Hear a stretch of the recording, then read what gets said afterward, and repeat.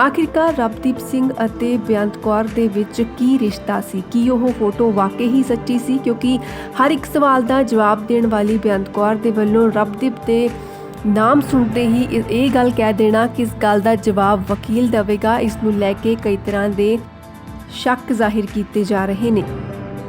ਹੁਣ ਜਦੋਂ ਲਵਪ੍ਰੀਤ ਦੀ ਭੈਣ ਦੇ ਵੱਲੋਂ ਦਾਅਵਾ ਕੀਤਾ ਜਾ ਰਿਹਾ ਹੈ ਕਿ ਰਬਦੀਪ ਜੋਹਲ ਅਤੇ ਬੇਅੰਤ ਕੌਰ ਇਕੱਠੇ ਰਹਿੰਦੇ ਸਨ, ਤਾਂ ਕੀ ਇਸ ਤੋਂ ਬਾਅਦ ਰਬਦੀਪ ਸਾਹਮਣੇ ਆ ਕੇ ਦੱਸੇਗਾ ਕਿ ਆਖਿਰਕਾਰ ਸੱਚ ਕੀ ਹੈ? ਕੀ ਵਾਕਈ ਹੀ ਉਸ ਦਾ ਨਾਮ ਇਸ ਕੇਸ ਦੇ ਵਿੱਚ ਘੜੀਸਿਆ ਜਾ ਰਿਹਾ ਹੈ, ਉਸ ਨੂੰ ਬਦਨਾਮ ਕੀਤਾ ਜਾ ਰਿਹਾ ਹੈ, ਜਾਂ ਫਿਰ ਇਸ ਗੱਲ ਦੇ ਵਿੱਚ ਸੱਚਾਈ ਹੈ ਕਿ ਉਹ ਬੇਅੰਤ ਕੌਰ ਨੂੰ ਜਾਣਦਾ ਵੀ ਹੈ? ਇੱਕੋ ਕਾਲਜ ਦੇ ਵਿੱਚ ਜਿਵੇਂ ਉਹ ਪੜ੍ਹਦੇ ਨੇ, ਇਸ ਗੱਲ ਦਾ ਦਾਅਵਾ ਵਕੀਲ ਦੇ ਵੱਲੋਂ ਕੀਤਾ ਗਿਆ। ਕਿ ਉਹ ਇਕੱਠੇ ਰਹਿੰਦੇ ਵੀ ਸਨ, ਕਿਉਂਕਿ ਸੀਸੀਟੀਵੀ ਫੁਟੇਜ ਕਢਵਾਉਣ ਦੀ ਗੱਲ ਕੀਤੀ ਗਈ ਸੀ ਅਤੇ ਲਵਪ੍ਰੀਤ ਦੇ ਵਕੀਲ ਦੇ ਵੱਲੋਂ ਕਿਹਾ ਜਾ ਰਿਹਾ ਹੈ ਕਿ ਇਹ ਸਾਰੀ ਗੱਲਾਂ ਨੇ ਜਿਹੜੀਆਂ ਉਹ ਆਉਣ ਵਾਲੇ ਸਮੇਂ ਦੇ ਵਿੱਚ ਸਾਹਮਣੇ ਆ ਜਾਣਗੀਆਂ।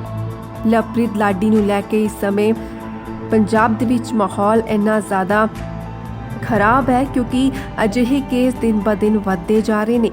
ਲਾਡੀ ਦੇ ਕੇਸ ਤੋਂ ਬਾਅਦ ਇੱਕ ਨਹੀਂ ਸਗੋਂ ਕਿੰਨੇ ਹੀ ਕੇਸ ਹਜ਼ਾਰਾਂ ਦੀ ਗਿਣਤੀ ਦੇ ਵਿੱਚ ਸਾਹਮਣੇ ਆਏ ਨੇ। ਉਹ ਸਾਰੇ ਮੁੰਡਿਆਂ ਦੇ ਵੱਲੋਂ ਅਪੀਲ ਕੀਤੀ ਜਾ ਰਹੀ ਹੈ ਕਿ ਸਾਨੂੰ ਵੀ ਇਨਸਾਫ ਦਿਵਾਇਆ ਜਾਵੇ। ਇਸ ਦੇ ਨਾਲ ਹੀ ਉਹ ਕੁੜੀਆਂ ਵੀ ਸਾਹਮਣੇ ਆਈਆਂ ਜਿਨ੍ਹਾਂ ਦੇ ਪਤੀ ਧੋਖਾ ਕਰਕੇ ਵਿਦੇਸ਼ ਦੇ ਵਿੱਚ ਚਲੇ ਗਏ। ਉਹਨਾਂ ਕੁੜੀਆਂ ਦੇ ਕੋਲ ਛੋਟੇ-ਛੋਟੇ ਬੱਚੇ ਗੋਦ ਦੇ ਵਿੱਚ ਚੁੱਕੇ ਹੋਏ ਨੇ ਅਤੇ ਉਹ ਕਹਿੰਦੀਆਂ ਨੇ ਕਿ ਇਹਨਾਂ ਦਾ ਬਾਪ ਸਾਨੂੰ ਧੋਖਾ ਦੇ ਕੇ ਵਿਦੇਸ਼ ਚਲਾ ਗਿਆ। ਉਹਨਾਂ ਬੱਚਿਆਂ ਦੇ ਨਾਲ ਇਹ ਮਾਵਾਂ ਰਹਿ ਰਹੀਆਂ ਨੇ ਭਾਰਤ ਦੇ ਵਿੱਚ ਅਤੇ ਉਮੀਦ ਕਰ ਰਹੀਆਂ ਨੇ ਕਿ ਪੰਜਾਬ ਦੇ ਵਾਸੀ ਹੁਣ ਜੇਕਰ ਇਕੱਠੇ ਹੋਏ ਨੇ ਤਾਂ ਉਹਨਾਂ ਨੂੰ ਵੀ ਇਨਸਾਫ ਜ਼ਰੂਰ ਮਿਲੇਗਾ। ਇਹ ਸਾਰੀ ਵੀਡੀਓ ਲਵਪ੍ਰੀਤ ਦੇ ਪਰਿਵਾਰਕ ਮੈਂਬਰਾਂ ਦੇ ਵੱਲੋਂ ਦਿੱਤੀ ਗਈ ਇੱਕ ਇੰਟਰਵਿਊ ਦੇ ਆਧਾਰ ਤੇ ਬਣਾਈ ਗਈ ਹੈ। ਇਹ ਇੰਟਰਵਿਊ ਇੱਕ ਨਿੱਜੀ ਚੈਨਲ ਨੂੰ ਦਿੱਤੀ ਗਈ ਸੀ। ਬੇਅੰਤ ਕੌਰ ਬਾਜਵਾ ਅਤੇ ਰਬਦੀਪ ਸਿੰਘ ਜੋਹਲ। ਹਾਲਾਂਕਿ ਲਵਪ੍ਰੀਤ ਦੀ ਖੁਦਕੁਸ਼ੀ ਕਰਨ ਤੋਂ ਬਾਅਦ ਰਬਦੀਪ ਸਿੰਘ ਜੋਹਲ ਨੇ ਆਪਣੇ ਸਾਰੇ ਅਕਾਊਂਟ ਡਿਲੀਟ ਕਰ ਦਿੱਤੇ। ਇੱਕ ਤਰ੍ਹਾਂ ਦੇ ਨਾਲ ਉਹ ਗਾਇਬ ਹੋ ਗਿਆ, ਕਿਸੇ ਵੀ ਤਰ੍ਹਾਂ ਦੇ ਨਾਲ ਉਹ ਸਾਹਮਣੇ ਨਹੀਂ ਆਇਆ। ਹਾਲਾਂਕਿ ਲਵਪ੍ਰੀਤ ਦੀ ਭੈਣ ਦੇ ਵੱਲੋਂ ਲਗਾਤਾਰ ਇਹ ਕਿਹਾ ਗਿਆ ਕਿ ਉਸ ਨੂੰ ਸਾਹਮਣੇ ਆ ਕੇ ਦੱਸਣਾ ਚਾਹੀਦਾ ਹੈ ਕਿ ਆਖਿਰਕਾਰ ਸੱਚ ਕੀ ਹੈ।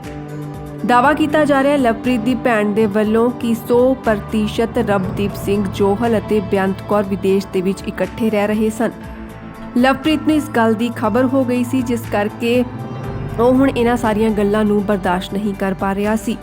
ਇੱਕ ਚੈਟ ਦੇ ਆਧਾਰ ਤੇ ਲਵਪ੍ਰੀਤ ਦੀ ਭੈਣ ਦੇ ਵੱਲੋਂ ਇਹ ਸਾਰੀਆਂ ਗੱਲਾਂ ਕਹੀਆਂ ਗਈਆਂ ਅਤੇ ਰਬਦੀਪ ਅਤੇ ਬੇਅੰਤ ਦੇ ਰਿਸ਼ਤੇ ਨੂੰ ਲੈ ਕੇ ਦਾਅਵਾ ਕੀਤਾ ਗਿਆ। ਲਾਡੀ ਦੀ ਭੈਣ ਨੇ ਰੋ ਰੋ ਕੇ ਦੱਸਿਆ ਕਿ ਸਾਡਾ ਘਰ ਉਜੜ ਚੁੱਕਿਆ ਹੈ, ਜੋ ਕਿ ਹੁਣ ਕਦੇ ਨਹੀਂ ਵਸਣਾ। ਆਉਣ ਵਾਲੇ ਸਮੇਂ ਦੇ ਵਿੱਚ ਰੱਖੜੀ ਦਾ ਤਿਉਹਾਰ ਆਣਾ ਹੈ ਤੇ ਰੱਖੜੀ ਤੋਂ ਪਹਿਲਾਂ ਉਹਨਾਂ ਨੂੰ ਅਜਿਹੀ ਚੀਸਾਂ ਨਿਕਲ ਰਹੀਆਂ ਨੇ ਦਿਲ ਦੇ ਵਿੱਚੋਂ ਕਿ ਉਹ ਕਿਸੇ ਦੇ ਸਾਹਮਣੇ ਆਪਣਾ ਦਰਦ ਬਿਆਨ ਨਹੀਂ ਕਰ ਪਾ ਰਹੀਆਂ। ਕਈ ਤਰ੍ਹਾਂ ਦੇ ਸਵਾਲ ਪੁੱਛਦੇ ਹੋਏ ਲਵਪ੍ਰੀਤ ਦੀ ਭੈਣ ਨੇ ਕਿਹਾ ਕਿ ਆਖਿਰਕਾਰ ਬੇਅੰਤ ਕੌਰ ਕਿਉਂ ਨਹੀਂ ਕੁਝ ਦੱਸ ਰਹੀ।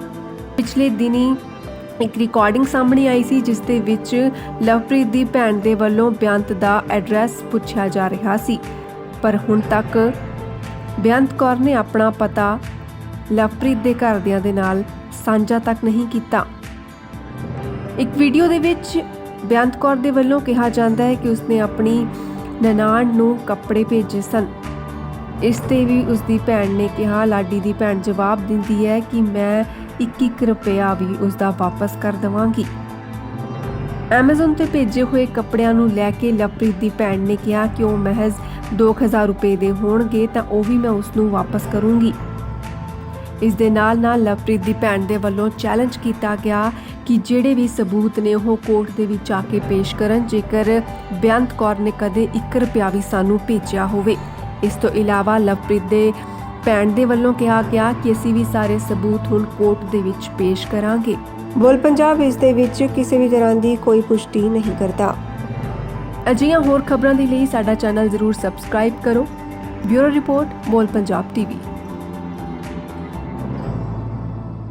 ਇੱਕ ਸਮਾਜ ਨੂੰ ਜਿਹੜੇ ਨੌਜਵਾਨ ਬੱਚੇ ਨੇ, ਤੰਦਰੁਸਤ ਲੋਕ ਨੇ, ਹਰ ਇੱਕ ਦੀ ਜ਼ਰੂਰਤ ਹੈ। ਤੇ ਜਿਹੜਾ ਹਾਦਸਾ ਵਾਪਰਿਆ, ਜੇਕਰ ਆਪਾਂ ਉਸ ਤੇ ਇੱਕ ਵਾਰ ਫਿਰ ਤੋਂ ਆਈਏ ਤਾਂ ਉਸ ਦੇ ਵਿੱਚ ਦੋਸਤਾਂ ਤੇ ਰਿਸ਼ਤੇਦਾਰਾਂ ਦੇ ਵੱਲੋਂ ਟੌਂਟਿੰਗ ਕੀਤੀ ਜਾ ਰਹੀ ਸੀ। ਇਹ ਗੱਲ ਵੀ ਸਾਹਮਣੇ ਆਈ ਹੈ। ਹੁਣ ਉਹਨਾਂ ਟੌਂਟਸ ਨੂੰ ਕਿਵੇਂ ਇਗਨੋਰ ਕਰ ਸਕਦੇ ਆ ਜਿਹੜੇ ਸਾਡੇ ਆਸੇ-ਪਾਸੇ ਰਹਿਣ ਵਾਲੇ ਲੋਕ ਨੇ, ਜੇਕਰ ਉਹੀ ਸਾਨੂੰ ਨਿਰਾਸ਼ਾ ਦੇ ਵੱਲ ਲੈ ਕੇ ਜਾਣ ਤਾਂ? देखिए, एक चीज को समझते हैं कि ये जो है ना, जो आपने कहा कि लोग कमेंट करते हैं या टॉन्ट करते हैं, ये टालना बड़ा मुश्किल है ना। ये हर कम्युनिटी में है, हर सोसाइटी में ये चीज है, लेकिन इसमें कुछ चीजें हैं जो हमको समझनी है। पहली चीज है कि देखिए, हर इंसान का अपना एक पैटर्न होता है। हम किसी को बदल नहीं सकते हैं, सामने वाले को हम बदल नहीं सकते हैं कि कौन क्या बोल रहा है। हमारा कंट्रोल नहीं है किसी के बोलने के ऊपर, राइट।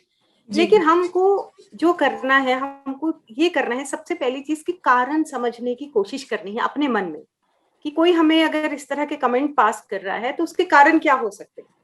बहुत कारण होते हैं।